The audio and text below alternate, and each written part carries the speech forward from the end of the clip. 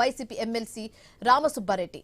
తిరుమల లడ్డు ప్రసాదంలో ఎలాంటి కల్తీ జరగలేదని సిబిఐ నివేదిక మేరకు దేవాలయాల్లో పూజలు నిర్వహించినట్లుగా తెలిపారు.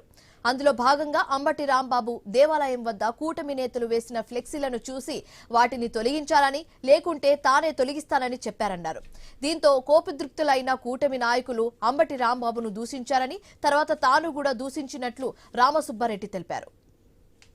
కానీ రాష్ట్ర పార్టీ పిలుపు మేరకు దేవాలయంలో పూజలు చేసుకొని తిరిగి వస్తూ ఉంటే పెద్ద పెద్ద రాడ్లు తీసుకొని కట్టెలు తీసుకొని అందరూ కూడా అనరాని భాషలో ఆయన విపరీతంగా వల్గర్గా తిడతా ఉంటే, ఇంట్లో ఆడవాళ్ళని కూడా కలిపి తిడతా ఉంటే, అరే ఎట్లా చింపుతావో చింపుదు రాలని ఆయన చెప్పనీకి కూడా లేదు. గుడికి పోయి వస్తున్నాడు.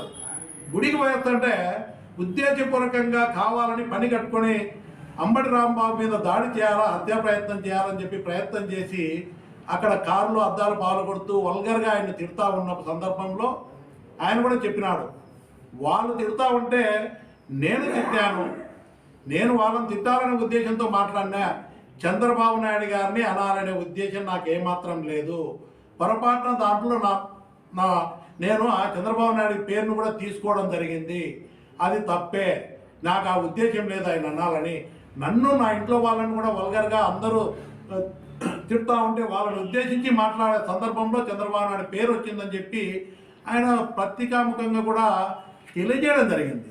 చెప్పిన తర్వాత పని కట్టుకొని మళ్ళీ ఇంటి మీద దాడి, ఆఫీస్ మీద దాడి, ఇంట్లో అందరూ ఉన్నా కూడా మొత్తం ధ్వంసం చేసి